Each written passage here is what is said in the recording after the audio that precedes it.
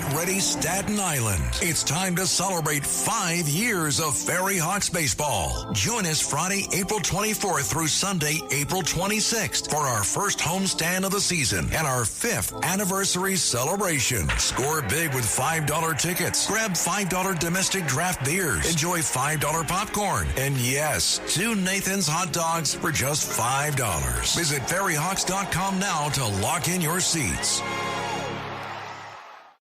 Excuse me! Taxi! Come on, what are you doing? This is the 77 WABC minicast. And you guys, let's go to Brigadier General Blaine Holt. General Holt, what do you think is happening now? You probably heard the latest news. It just broke a little bit ago. Ceasefire continues sort of short-term indefinitely till they figure out the leadership. And then the blockade is staying. Is the blockade working? And Iran apparently tried to break the blockade. What's going on? Well, we do have control. That doesn't mean there is no danger or threat present, but we certainly have control of the blockade, and that's good. The other part is it's a very fast-moving train about, it looks like the leadership regime has now bifurcated. It's in 2 pieces. You have the remnants of the mullahs, which is the civilian leaders, and then the parliamentarians.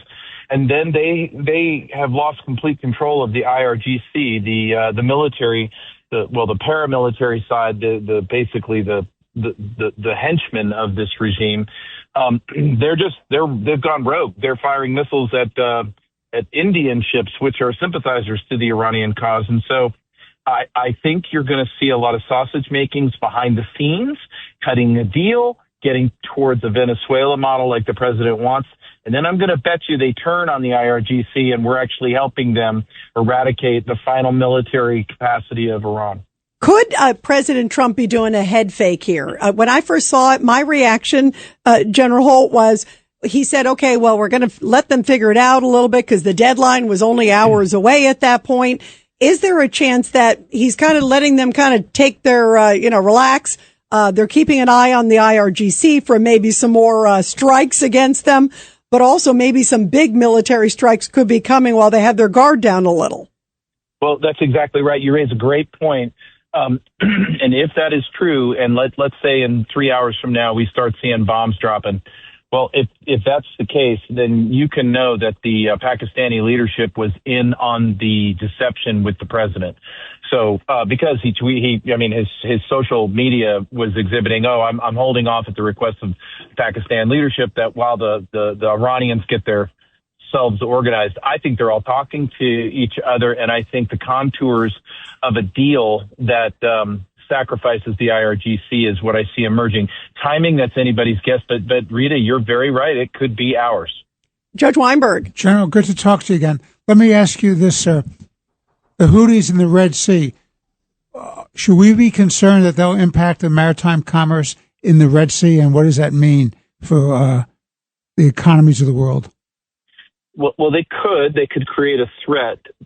I don't think it's very likely, and I don't think that if they do go military operations and try to harass shipping, it won't be long-lived. It won't be sustainable. They're really on their last legs, monetary-wise. They're on their last legs, supply chain-wise, and they, quite frankly, don't want the focus, knowing that Iran is falling now, and that means their sources of resources, their sources for weapons, and they could find themselves in their own trouble with Yemenis who want to expel them as a parasite in that country. So I'm not quite sure that they're going to get into the fight. And John, you got a question in Las Vegas real quick.